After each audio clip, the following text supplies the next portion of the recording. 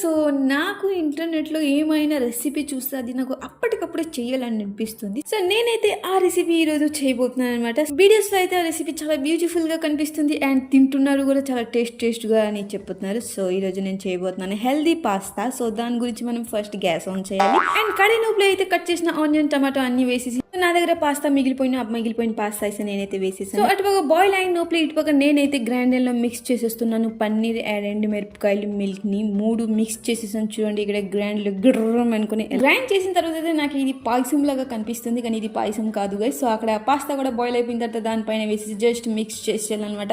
చాలా easy recipe. ఎలా అయితే హెల్తీగా ఉండాలనుకుంటున్నారో దీన్ని ట్రై చేయండి. అండ్ ఇప్పుడు టైం వచ్చింది టేస్ట్ చేయడానికి. సో స్మెల్ అయితే బాగా ఉంది, కానీ టేస్ట్ ఎలా ఉంటుందో నాకైతే తెలియదు. సో టేస్ట్ చేసిన తర్వాత నాకైతే అనిపించింది ఎవరైతే హెల్తీగా ఉండాలనుకుంటున్నారో వాళ్ళకే ఇది ఫిట్ అనుకొని, సో మనలాంటి వాళ్ళకి ఇది ఫిట్ కాదని అనుకుంటున్నాను. సో నేను చాలా బాగుంది. సో ఇది స్కిప్ లాగిన్ కలుస్తామని నెక్స్ట్ బ్లాగ్లో. Thank you for watching. Bye.